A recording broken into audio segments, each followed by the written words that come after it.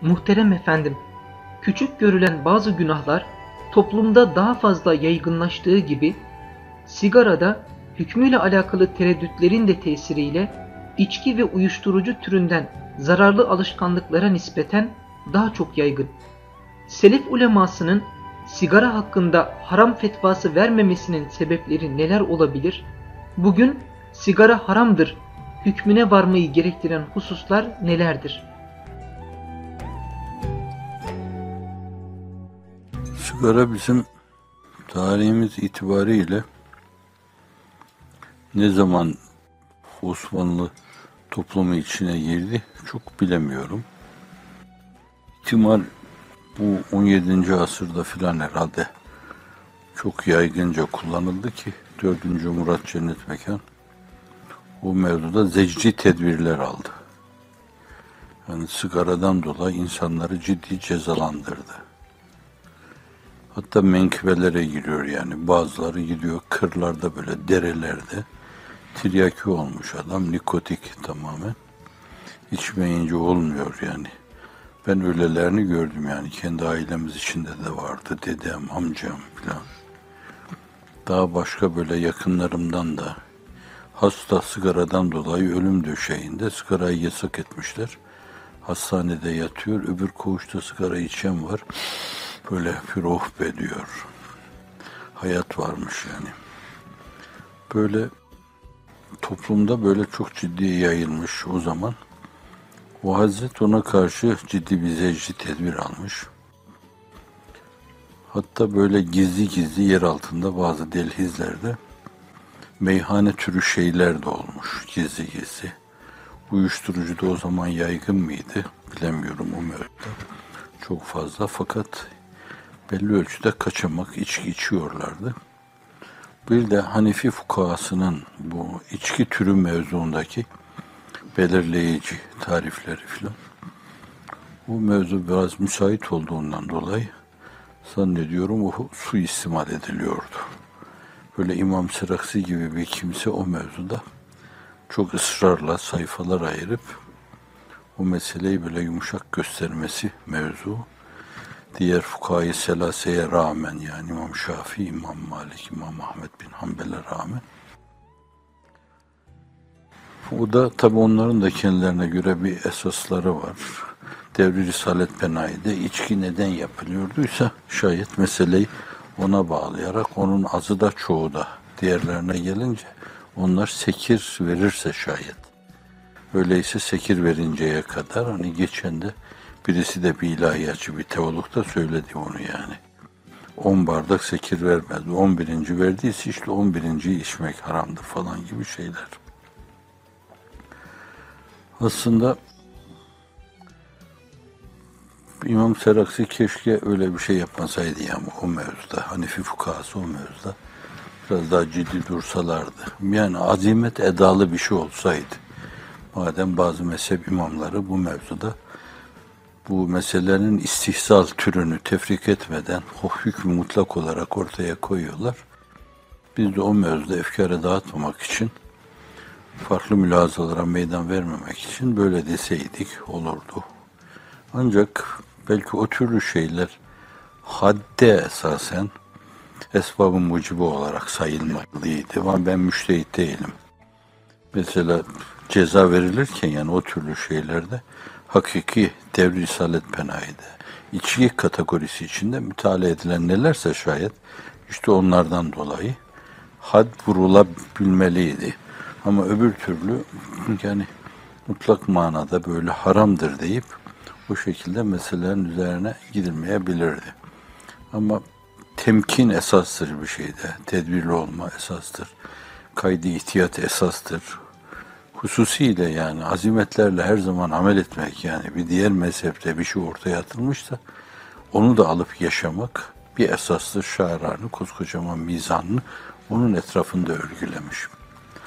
Şimdi böyle bir şey olmuş bu dönemde. İçki de takip edilmiş şu Hazret döneminde. Böyle afyon herhalde vardı ki bazı belgesellerde filan böyle afyon kullanıldığından da bahsediliyor bu dönemde. Belki ilaçlarda kullanılıyordu. İlaçlarda kullanılmadan dolayı insan üzerindeki tesiri nazar itibarı alınarak böyle insanlar kafalarını bulmak bilmiyordu yani.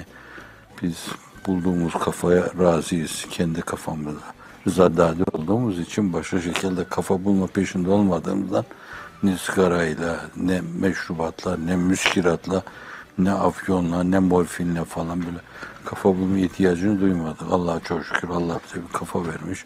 Bulduğumuz kafadan razıyız. Hoşnutuz. Herhalde böyle o tabiplerin o mevzuda onu başka şeylerde kullanmasına karşılık insanlara verdiklerinde biraz kendilerini farklı bir dünyada bir hoş hissettiklerinden dolayı öyle bir şey yayıldı. Yani ondan önündeki dönemlerde bilmiyorum Osmanlıların bidayetinde. Şimdi bu meselenin girişiyle alakalı bunu kaydettikten sonra şimdi sigaranın hani haramdır maramdır mevzu bu biraz meselenin menatını bulmaya bağlı. Yani tahrici menat dediğimiz şey bir de bir şeyde tenki menat mevzu var bildiğiniz gibi. Yani fıkıhta meseleler ortaya koymada sahibi şeriat tarafından bu böyledir denmişse bazen sahibi şeriat tarafından hükmün menatı da söylenmiş. Yani hükmün dayandığı şey şu esasa binaen demek yani ona menat deniyor. Dayanak demek. Ya eyyühellezine amenu innemel hamru vel meysiru vel ansabu vel ezzam rijsün min ameli şeytan feçtenibu leallekum tüflûn innema yuridu şeytan en yuqi'a beynekumul adavete vel bagda fil hamru vel meysir diyor. Şeytan bulurlar sizin aranızda düşmanlık, tecavüz, birbirine saldırganlık, aklınızı elinizden alır, akılsız varlıklar gibi, mahluklar gibi birbirine düşersiniz. Buğz ve adavet aranızda hasıl olur demek suretiyle esasen o meseleyi ona dayandırmış yani. Bu artık onunla yasak edilmiş. Ama bazen öyle olmayabilir yani otur oynarsınız. Fakat o meselenin temelinde o vardır. Yani böyle olmayanlar için onu oynamak onda mahsur yok. Öyle değil yani. O kumarda her türü, o içkinin, hamrin de el-hamru ma khamere aklek Hazreti Ömer tarafından ortaya konan bir tariftir. Yani sizi aklınızdan mahmurlaştıran her şey hamirdir diyor. Azı çoğu haram bunun. Efendimiz tarafından da çoğu sekir veren azı da haramdır sözü. Yani Hanifilerin mülazasını demin arz etmeye çalıştım. Şimdi hükmün menatı sigaraya gelince hani belki o günlerde bilinemezdi diyelim bir solunum yollarında bir kanser olması meselesi, bir akciğer kanseri yapması meselesi, bir mesane kanseri yapması meselesi. Yani ürologlar onu biliyor, öbürleri ciğer bilmem ne dahiliyeciler falanı biliyor. Kulak burun boğazcılar şunu biliyor. Kendilerine göre herkesin ittifak ettiği bir şey var yani. Dili damağı götürmesi mevzu günümüzde ortaya çıktı. Bilinemediğinden dolayı onu belki bir çay gibi yani belki de bir kahve gibi bir mahsuru yok böyle oturduğumuz bir yerde hoş vakit geçirmek için az tellendirelim bunu da ve orada kafamızı bulalım ıskarayla. Çok onunla kafa bulunduğunu da zannetmiyorum ama fakat öyle bir şey herhalde. Hükmün menatı bilinemediğinden dolayı işte burada tenki menata ihtiyaç var. Yani en zor mesele de bir fakih için tenki menattır. Gerçek sebep nedir yani bu meselede? Hani şu da görülüyor, şu da olabilir, şu da olabilir, şu da olabilir. Şuysa yani A ise şayet bunun mahsuru ne kadar, B ise mahsuru ne kadar? Hakikaten kayda değer bir mahsurluğu var mı? C ise mahsuru ne kadar? Kayda değer bir mahsurluğu var mı bunun bu meselenin? Bu tam bir menat tayin edilemediğinden dolayı işte buna tenki menat diyoruz. Onun üzerine belki hüküm bina edemediler. Ama zannediyorum yani günümüzde çünkü o ölçüde öyle müstembit, müştehit, müreccih, müstakriç yok. Böyle kitapları okuyarak bir şeyler söyleyen insanlar var yani. Meseleye öyle ufki, makrudi bakacak meseleleri temel felsefesiyle değerlendirecek, bir yere oturtacak ülema olmadığından Hani bir şey diyemiyorlar bu mevzuda. Herhalde o dönemde belli ölçüde şöyle, en azından mezhepte veya meselede müştehit bildiğiniz gibi olan bir dönemde bu mesele ortaya atılsaydı, mesela bir hidayet sahibi gibi kimse diyelim Merginani bir şey derdi orada, bir Fethül Kadir sahibi gibi, bunlar çok güçlü insanlardı. Aliülkari gibi kimseler çok güçlü insanlardı. Ebu Suud Efendi hem fıkıhta hem de tefsirde oldukça güçlü bir insandı. Osmanlı döneminde bir şey derlerdi yani bunlar burada bu mevzuda mutlaka. Fakat herhalde bilinemediğinden zararları bunun, yani öldürücü şey işte şu kadar, mesela kırtlak, nefes borusu, akciğer kanseri, bu %90 bunlar sigaradan oluyor falan deniyorsa bugün, hani söylenen sözlere binaen diyorum ben bu. Bu düpedüz intihar demektir, yani tedrici bir intihardır. Hatırlarsanız Sızıntı'nın bir resim değerlendirmesinde de çıkmıştı. Oturmuş adam, o Erzurumlar sigaraların içip de geride kalan o kısa yeri basarlar onu tabağın için, ona kıstik derler. Böyle yığılmış tabağın içinde bir sürü kıstik, adam hala yine sigara tüttürüyor orada. Altına şöyle yazılmıştı: İntihara niyet ettiğin kati ama neden aheste revlik ediyorsun belli değil. Yani ha almış bağrına bir hançer saplamışsın, ha böyle yavaş yavaş onu tüttüre tüttüre kendini mahvetmişsin, farkı yok. Bu şekilde sonuçları bunun ortaya çıkamadığından dolayı ihtimal o ulema bir şey demediler. Ama size değişik zamanlarda bahsettiğim gibi Menhelül Azbul Mevrut'ta Ebu Davud'un Süneni üzerine yazılmış bir şer, açıktan açığa o zat haram diyor bir kısım hadislere dayandırarak. Bir kere israf yoluyla haram. İsraf. Ne de israf olursa olsun yani. Müslümanlık israfa bakarken şöyle bakıyor yani. Denizin kenarında dahi olsan burada elini 10 defa suyun içine sokamazsın yani. Kolunu 3 defa ıslatacak kadar alacaksın. Burada nasıl olsa su geliyor. Saate de bağlı değilse musluktan çok aksa ne olur? Abdest alıp sevap kazanırken israf ettiğinden dolayı harama girmiş olursun. Kolunu ne kadar ıslatacaksa, hatta birisi, ülemadan birisi, fakir, askerliğim esnasında abdest alıyordum. Ben böyle bir şeyin, şadırvanın başına oturmuş, kolumu şadırvandan, musluktan akan suya böyle sormuş, böyle yapıyordum. O yanlış dedi. Neden dedim yanlış? Dedi, Efendimiz öyle yapmadı ki, avucun içine su döktü, böyle yaptı onu. Ondan ıslattı, bir daha böyle yaptı, bir gün ondan ıslattı, bir daha böyle yaptı, ondan ıslattı.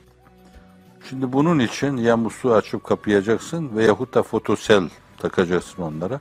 El altına gittiği zaman su akacak, ondan sonra çekeceksin. Kıtmir bunu Bozyaka'da tek yurdumuz olduğu dönemde ben şeylere, kurnalara, musluklara ağaç sokturdum orada. Yani böyle o ne kadar zorlasa bile, sonuna kadar açsa bile sadece kolunu şöyle böyle ıslatacak kadar su akıyordu. Çok akmıyordu. Çünkü israf israftır. Şimdi İslam israfa böyle bakıyorsa şayet, yani yemekten midenin 1/3'ünü la akal yani boş bırakarak kalkmayı sana tavsiye ediyor. Tıkapası yemeği şayet bir yönüyle israf sayıyorsa, Efendimiz sallallahu aleyhi ve sellem buyuruyor ki hadis-i şerifte: "Akşa ma haşitu aleyküm kiberul batni ve killetul yakin ve kesretun nevm." Birbirlerini bunlar besleyici faktörler diyor. Ondan sonra o sofiler seyr-i sülûk-i ruhanide kılleti kelam, kılleti taam, kılleti menam, uzzetenil enam mevzu üzerinde, bu 4 temel disiplin üzerinde çok durmuşlar. Az yeme, az içme, gereksiz yere insanların içinde oturup dün de geçmişti lakırdı etmeme, lağvu, lehve girmeme, boş şeylerle meşgul olmama. Bütün bunlar zamanın israfı, imkanların israfı, çalışan dimağların israfı, faydalı olabilecek insanların burada enerjilerinin israfı, israf. Hepsi haram bunların. Bu haramlara girmeme. Tabi bu haramların bazıları bazılarına nispeten daha ağır, bazılarına nispeten daha hafif. Bunun gibi sigara bir yönüyle böyle bir israf, bir diğer yönüyle vücuda katiyen zararlı. Bir diğer yönüyle de o da alışkanlık yapıyor bir yönüyle. Yani diğer müskirat gibi, bir de uyuşturucular gibi onun da kendine göre tesiri oluyor. Onun için bir insan böyle nikotik olmuşsa şayet Dedemde o hal vardı böyle. Hastaneye götürdüğünüzde onu birdenbire kesmiyorlar yani. Aheste aheste, yavaş yavaş. Aynen uyuşturucuya alışmış bir insanı ondan uzaklaştırmak için yavaş yavaş ona zerk etmek suretiyle uzaklaştırıyorlar. Bütün bu yönleriyle mahsurlu yani. Bütün bu yönleriyle haram denebilir buna. Bir de hani biri yapınca onu herkes de yapıyor. Fakir fukara çoluk çocuğun rızkını orada kullanıyor. Böyle değişik zaviyelerden bakınca yani haram hükmüne menat teşkil edebilecek çok şey var. Burada sağlam, sıhhatli bir seçimde bulunmasak bile yani bir tenki menatta bulunmasak bile mesele çok masum görünmüyor yani masum diyemeyiz bu meseleye. O Menhelül Azbul Mevrut sahibi hadis-i şeriflere dayandırarak bunu yaptığı gibi fakir çok eski yıllarda bundan 25 sene evvel Osmanlı döneminde Suriye'de veya Halep'te yazılmış Osmanlıca eser. O da yine delilleri toplayarak böyle sigarayı haram diyor o dönemde de. Ben onu o zaman da böyle sigaranın aleyhinde çok ciddi olduğum için bizim Abdullah Hoca'ya dedim bunu Latin harflerine çevir dedim yayınlayalım bunu. O aldı sonra neyse ki onda kayboldu o şey. Ben de şimdi hem o zatın adını unuttum hem de kitabın adını unuttum yani. Böyle birinden biri aklımda kalsaydı onu kütüphaneleri araştırarak buldurabilirdik o meseleyi ama yine de burada umuma söylüyorum bu meseleyi. Arkadaşların aklında olsun. Böyle bir araştırmada Halep'te veya Şam'da yazılmış.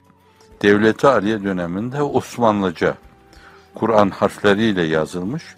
Böyle küçük parmak kalınlığında bir risalecikti burada. Sigara haram diyordu orada da. Değişik delilleri toplayarak üzerinde ısrarla duruyordu onun. Yani akılların erdiği günden itibaren ona karşı da durulmuş. Belki bazı şeyler, bazı uyuşturucular bunlar da esas. Ne ölçüde uyuşturucu olduğu, ne ölçüde alışkanlık yaptığı bilinmediği dönemde bilinmeyerek onlar da yapılıyordu. Mesela şimdi Yemen'de orada bir tür ot millet ağzına alıyor, sakız gibi çiğniyor. Onunla kafalarını buluyorlar kendilerine göre yani. Yitik kafalar kafa buluyorlar onunla. Şimdi bunlar araştırılması lazım. Ne yapıyor acaba bu? Nöronlarda nasıl bir tahribat yapıyor? İnsan ruhunda nasıl bir şey yapıyor? Bunlar araştırılması lazım. Araştırılır. Bunun tahribatı, bir alışkanlık yapıp yapmaması, bu aynı zamanda bir israfa medar olması, bu aynı zamanda mümin bence böyle mukannen bazı şeylere yaşama çizgisinde hayatını sürdürecek kadar dengeli ve ölçülü olması lazım. Böyle abur cubur yiyen bir insan, böyle sürekli uyuyan bir insan, önüne geldiği her şeyi içen bir insan, şartlar ağırlaştığı zaman yaşayamaz, ölür o. Bir insan için zindana girme de mukadderdir, bir yola çıkma da mukadderdir. Milleti adına bir savaşa girme de mukadderdir. Çok ağır şeyleri iktiham etme meselesi de mukadderdir, muhtemeldir. Bir insan kendine göre bir kısım alışkanlıklar edinmişse şayet, bu alışkanlıklardan dolayı İktisat Risalesi'nin üstadın ifade ettiği gibi. Yani onlar rızıksızlıktan değil diyor, sui itiyattan dolayı ölüyorlar diyor. Alışmışlar o meseleye, alışkanlıklar terk ettiklerinden dolayı ölüyorlar. Ama bir insan, o sofiler seyri sülûkü ruhanide, o çille yaptıkları zamanlarda her gün belki bir lokma ekmek alıyor. Bir lokma ekmek. Bazen 3 günde bir lokma ekmek alıyor. 2 günde bir bardak su içiyor. Ve ölmüyorlar o insanlar, yaşıyorlar. Gözleri açılıyor, ufukları açılıyor. Bunun gibi demek bir de o zaviyeden meseleye baktığında kendi hayatımıza tuzak kurmuş oluyoruz. Yok yere kendimizi bir kısım alışkanlıkların içine salıyoruz. Bu alışkanlıklar bizi hayatımızın içinde belli bir darlığa itiyor yani. Şu genişlikte olursa yaşayabilirsiniz, şu darlıkta olursa yaşayamazsınız. O hale getiriyor. Bütün bu zaviyelerden meseleye bakınca sigarada, nargilede tasvip edilecek, mahsur yoktur denecek türden şeyler de.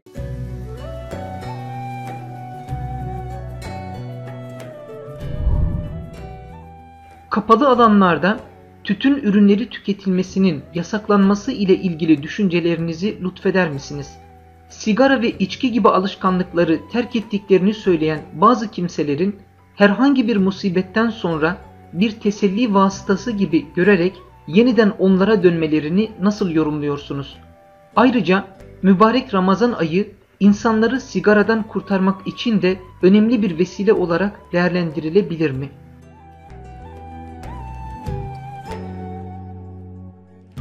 Başta söze girerken 4. Murat Cennet Mekanı'ndan bahsettim ben. Bizim tarihimiz onu o büyük insanlar arasında pek saymazlar da, fakat 4. Murat gaye hayaliyle, mefküresiyle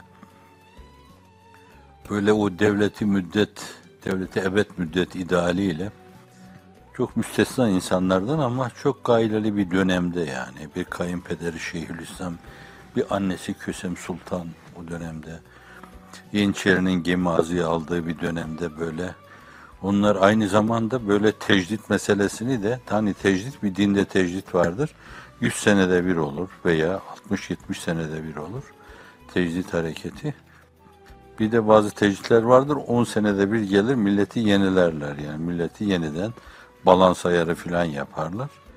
O zaman 10 senede değil böyle. Neredeyse her 2 senede, 3 senede bir tecdit yapılıyor.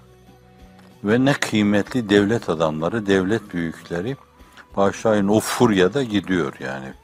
Ben hala aradan asırlar geçmiş Hafız Paşa gibi böyle şahane bir devlet adamı, onu o serserilerin, o haydutların, yani günümüzdekilere taş çıkartacak o haydutların öyle parçalamaları aklıma geldikçe yüreğim parçalanır.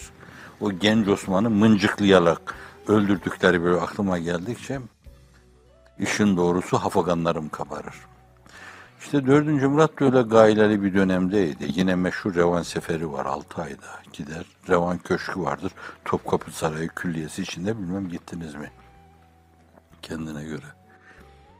O zat yani hassas duruyor bu mevzuda, o sigara üzerinde hassas duruyor. Yasak ediyor o meseleyi de, esas insanla çözülecek problem, inançla çözülecek problem, dayatmalarla çözmeye kalktığınız zaman o meselede çok başarılı olamıyorsunuz. Yani insanlar o meseleyi de bir hürriyet meselesi, bir demokratik düşünce meselesi, bir böyle hakkaniyet meselesi gibi algılamaya başlıyor. Onun için siz burada yasak ediyorsunuz, diyorsunuz derdest ederim ben bunları, içeriye atarım, bir daha dışarıya çıkamazlar. Adamlar gidiyorlar 1-2 kilometre ötede, tarlaların içinde, çukurlarda yapıyorlar bunu. Karşıdan bir karartı gelince de gömüyorlar onu. Ağzını koklayacak hali yok ya yani bunun. Ağzım kokuyor der yani, bunun gibi. Mesele insanda çözmek lazım. Yani yasak olmalı. İnsanlar imrendirilmemeli. Menhiyatın yapılması yolları kolaylaştırılmamalı. Hatta onlar böyle rahat, herkese satılmamalı yani, doğru bunlar. Bunlar belli müeyyidelerdir. Fakat meselenin temeli insana dayanır. Yani insana haram mı diyeceksiniz bu meseleyi, israf mı diyeceksiniz bu, çok kötü bir şey midir diyeceksiniz. Bizim ürolog bir arkadaşımız dedi ki bana, ben hani şu olur bu olur dedim de millete çok tesir etmedi bunlar. Fakat ben onlara dedim ki bu mesane ve prostat kanseri yapar dedim. Prostat kanseri korkuttu bu adamları yani. Bazılarına diyor böyle müessir oldum yani. O prostatını hayatının çok önemli bir esası olarak biliyor. Evet, o öldüğü zaman bir yönüyle onun yarısı da gidiyor. Açmayı hayal ediyorum da yani yarısı da gidiyor. Yani bazıları için hani böyle vazgeçirme oluyor. Şimdi insanları esas inandırmak lazım yani bunun çok zararlı olduğunu, yasak olduğunu, Allah'a hesabını verileceğini. Evvela o da Allah'a inanmadan başlıyor, ahirete inanmadan başlıyor. Haramın cezasının olmasından başlıyor. Yani bir taraftan bunlar yapılırken bir diğer taraftan da o mevzuda o alanı daraltmak lazım yani. Çok rahat o işin yapılmasına fırsat vermemek lazım. Evet, bu ikisi birden olursa yararlı olur. Yoksa ben biliyorum bir dönemde bazı yerlerde sigara içilmesin falan deyince insanlar gidip ihtiyaç yerinde içiyorlar yani. Bu demek o denli o meselenin tiryakisi olmuş ki o çirkin kokuyu teneffüs etme pahasına gidiyor orada içiyor onu. Yani orada o sigarayı bitirinceye kadar işte 10-15 dakika orada duruyor, orada içiyor. Yani bir taraftan o meselenin alanı daraltılırken kullanma alanı, satış alanı, hatta fiyatlara zam gelmesi mevzu, yani fahiş fiyat yapacaksınız. Zaruri ihtiyaçlarda, zaruri gıda maddelerinde değil, yani onlarda normal, her ülke kendi hayat standartlarına göre, milli hasıladan herkes hissesine düşene göre böyle normal bir standart belirlenmeli onlarda. Fakat bunlar ihtiyaç değil ki yani. Keyif için yapılıyor. Bunlarda fiyatı yükseltirsiniz bir taraftan. Bir taraftan belli yaşa başa göre belirlersiniz. Yani şu yaştakilerine verilmez, satılmaz falan dersiniz. Bir yerde de bazı mekanları mahzun mekan haline getirirsiniz. Buraları sigara dumanıyla kirletmeyelim falan dersiniz. Bunlar meselenin bir yanıdır, yani bunlarda mahsur yok. Fakat meseleyi problemin kaynağı olan insanda çözmeyince çözemezsiniz onu. O kaçamak gider yani, bir yere kadar gider. Arkadan farklı bir iktidar gelir, farklı düşünen bir şey gelir. Bu insanlar hür iradeleriyle yapmak istedikleri bir şey yani.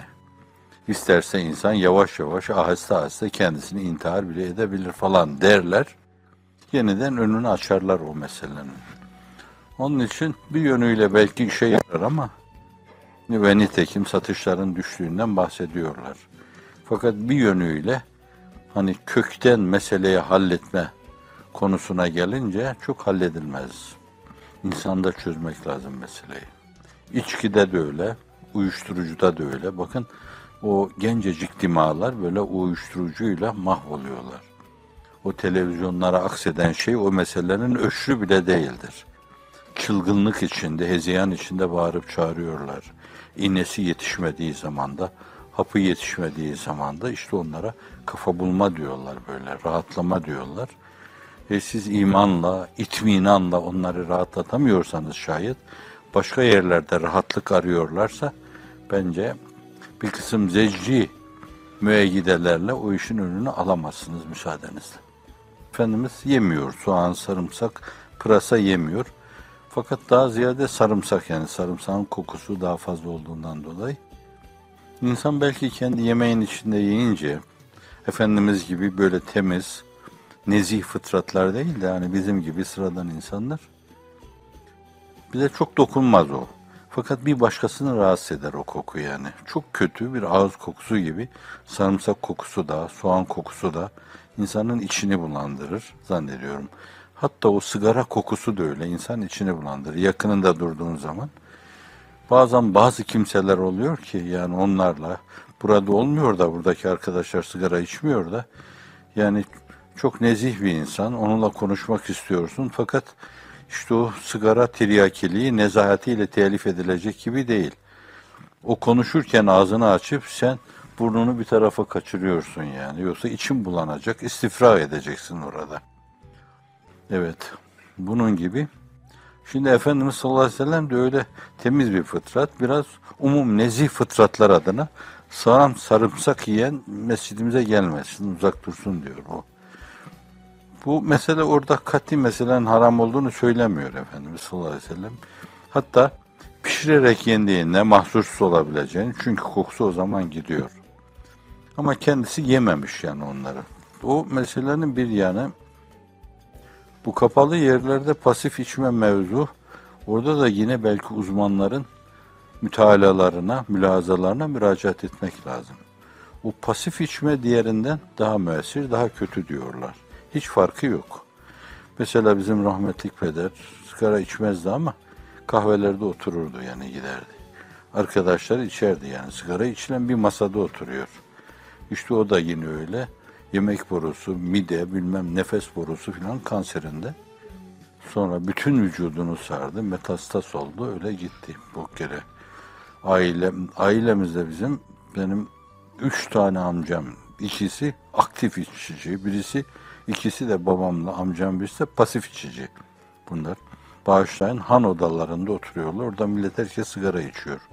Dayım yine öyle sigaradan gittim. Bunlar gözümle gördüm. Hepsi kanser olarak öldüler. Ötede bunun hesabı sorulur mu, sorulmaz mı bilemiyoruz. Ben müessir olup kollarımı gerip bu sigara yolu çıkmaz yol falan diyebilir miydim? engelleyebilir miydim? Bilemiyorum. Çocuklarının içmelerine rızaları yoktu ama kendileri tüttürürlerdi onların. Böyleydi. Şimdi o pasif içme doktorlardan duyduğum benim. Diğerinden farkı yok. Belki daha fazla, daha müessir orada. Alem sigara içiyor, onlar da dumanını yutuyorlar. Aynı şey oluyor diyorlar. Bu açıdan bazı mekanları herhalde böyle temiz tutma o mevzuda. İnsan masuniyetine uygun öyle masum hale getirme. Önemli yani bu bir önemli adım da fakat arz ettiğim gibi mesele insanda çözüleceği ana kadar böyle temelden çözülmüş olmayacaktır. Bilmek lazım. Evet. Bu zannediyorum işte bir aldatmaca bir şey yani. Onların insanın o acısını, ağrısını, o sızısını dindirici hiçbir yanları yok. Şimdi aslında o bir halden başka bir hale geçme yani psikolojinin ifade ettiği o bir şey. Tavır değişikliği esasen, hareket değişikliği. Mesela öyle yapacağına bir acısız olduğu zaman inna lillahi ve inna ileyhi raciun bir. Yani gidip bir yerde bir güzel abdest alsın iki. Ondan sonra sersin seccadesini gitsin 2 rekat namaz kılsın bak. Onca zaman harcayacak orada. 3. Ondan sonra ellerini açsın Cenab-ı Hakk'a yalvarsın. Allah'ım bana sabrı cemil ver. İnnemâ eşku bethi ve huzni ilallah ve alem minallahi ma la ta'lemun desin. Şimdi işte bu bir tavır değişikliği, bir yer değiştirme mevzu, bir o ağacın üzerinden belli bir zaman geçmesiyle onun bir yönüyle kabuk bağlaması gibi bir şey oluyor. Farkı yok ondan onun. Fakat toplumda adet haline gelmiş öyle. Yani sanki böyle bir acı bir sızı söz konusu olduğunda çıkarır bir sigara tüttürürsen o acıyı dindiriyor.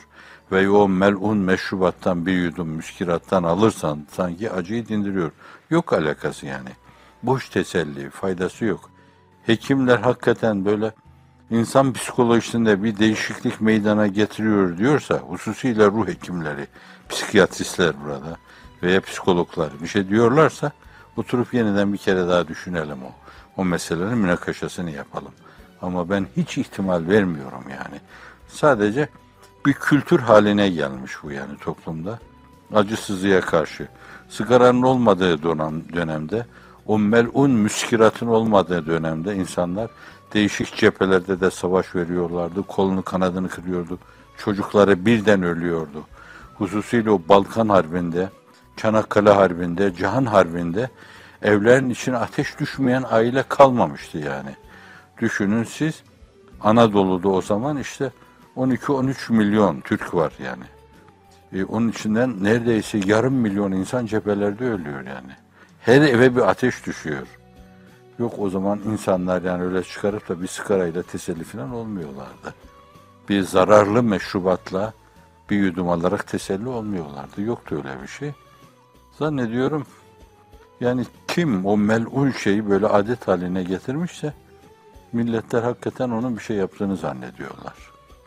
Bir denesinler, benim dediğim şeyleri denesinler. Bir la havle ve la kuvvete illa billah çeksinler. Sigara yıkacaklar yerde bir inna lillahi ve inna ileyhi raciun desinler. Bir gelsin sonra abdest alsınlar. Bir seccadeye yumulsunlar. Bir başlarını yere koysunlar. Allah'ım bu musibet karşısında bana dayanma gücü ihsan eyle desinler. Baksınlar oluyor mu olmuyor mu yani. İsrafa girmeden sevap aynı zamanda sevap kazanmış olacaklar. Bir kısım Doğu ve Güneydoğu ulemasının bu mevzuda vebali büyüktür işin doğrusu. Ben size bahsetmişimdir. Mesela hoca bizim gençti yani bizden 5-6 yaş büyüktü. Büyük bir hazretin torunu. Ama orada hem ders takrir ederdi hem sigara içerdi böyle. Sonra biz karşısına 5-6 tane talebe o sigarasını çıkarıp dudaklarına koyduğu zaman da o da öyle alışmıştı ona. Hoşuna giderdi. Arkaya kaykılırdı. Az hoş bir gülüşü vardı. Onu da yapardı. Biz hepimiz birden yerlerimizden fırlardık. Cebimizden kibritleri çıkarırdık. Onun sigarasını yakma fazileti bana ait olsun diye koşardık. Bazen birbirimizin kibritine üfürürdük, onu söndürelim de o şeref bana ait olsun diye. Bir gerçekten bahsediyorum size. Yani mesele sizin ders okuduğunuz bir yerde, dini ilimler okuduğunuz bir yerde bu şekilde böyle yapılıyorsa şayet ve bunu yapan sizin hocanızsa bu mevzuda sizin o badirenin içine düşmemeniz mümkün değil. Onun için Kıtmir bile bir haftalığına düştü. Bir hafta bütün arkadaşlar içiyorlar onu. Ben de hele bir bakayım dedim. Burada istidradi bir şey arz edeyim. Vallahi yani o bir hafta ben onu aldım, tüttürdüm, dumanını dışarıya üfledim. Hiçbir şey anlamadım yani. Sonra kendi kendime içimden kelamı nefsiyle, iç konuşmamla dedim ki ya bu millet ne anlıyor bundan yani. Ama işte ona rağmen sonra o esnada rahmetli pederin yanına gittim. İçmiyordu tabii o. Evde hiç içen de yok. Sonra tandırlıkta böyle az bir başımı koymuşum bir yastık. Onu da çıkarıp yastığın altına koymuşum paketi. Sonra yerimden fırladım, hemen abdest için bir yere koştum abdest alayım diye. Geldiğimde yastığı kaldırmışlar, babam da onu görmüş. Hiçbir şey söylemedi bana. Duvara yaslandı, kaykıldı. Paketten bir sigara çıkardı. Dudaklarına koydu. Kibriti çıkardı, yaktı. Benim gözlerimin içine baktı. Ben de o gün bugün tövbeler tövbesi geyik avına dedim. Evet, iyi psikoloji biliyormuş yani. Yani her insanda böyle tesir eder mi etmez mi ama fakat beni doğru okuması önemli. Onun nazarı, teveccühü benim için çok önemli orada. Mesela niye içiyorsun, neden bunu yanında taşıyorsun değil. O kadarcık bir tavır. O bir haftalık melun bir yolda yürüme mevzu, böyle onun o samimane tavrıyla kaldırıp attı. Evet, kendi hayatımdan da bir şey size naklettim. Bağışlayın. İnşallah işin ciddiyetine dokunmamışızdır. İnanarak haram dedim. Ben o şeylere de dayanarak haram dedim. Bahsettiğim menatlara dayanarak haram dedim. Hayreddin Hoca'dan Allah razı olsun. O kıymetli bir alimdir. İlminin, ilim şerefinin, haysiyetinin gereğini yerine getirdi. Falan filan diyor diye ben demeyeyim falan gibi komplekslere girmedi böyle. Kendine yakışanı yaptı. O boş bir insan değil yani, ona saygı duyan, dediğine değer veren bir sürü insan var. Ve dediğiniz inşallah Ramazan-ı Şerif'te, fakat siz onu söylerken bu mülazanız bana bir şey hatırlattı. İmkan varsa böyle bu sahur programlarında, iftar programlarında bir kısım böyle tabipleri de şey yaparak, onkologları filan da o mevzuda konuşturarak belki. Bir dönemde benim üzerimde çok büyük tesir yapmıştı yani. Keşke bunlar, bu görüntüler yapılsa. Bir sigara sempozyumu oldu orada. Saffet Hoca dermatologtu. Fakat o böyle işte kaybolmuş, yaralanmış çeneler, işte yarısı kopmuş diller böyle, yaralanmış gırtlaklar filan. Bunları orada slaytla gösterdiler, slaytlar halinde gösterdiler. Çok tesir oldu onun. Şimdi böyle bir yola giderek orada, hazır Ramazan'da insan gündüz içmiyor zaten. Hani bazı zayıf insanlar böyle akşam da içmemeleri için orada isterseniz buna bir kere daha mide bulandırma diyebilirsiniz o mevzuda. Böyle bir şey söyleyerek değişik yani Mehtap'ta da, Samanyolu'nda da, başka kanallarda da filan Ramazan'da o mevzuda iyi bir faaliyet gösterilirse herhalde bazı kimseler bırakır. Bırakan kimseler de rahatladıklarından dolayı sizin propagandistiniz olurlar. Onlar da ya sen de bırak, sen de bırak, sen de bırak. Yani insanlarda bir de herkesi kendine benzetme gayreti vardır.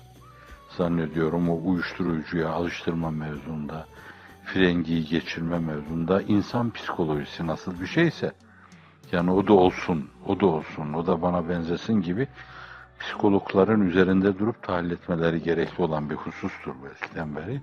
Kendine benzetme psikolojisi oluyor insanlarda. Bu defa da iyilik adına o hissi değerlendirir insanlar. Bana benzesin, bana benzesin, bana benzesin. Allah inayetini üzerimizden eksik etmesin inşallah.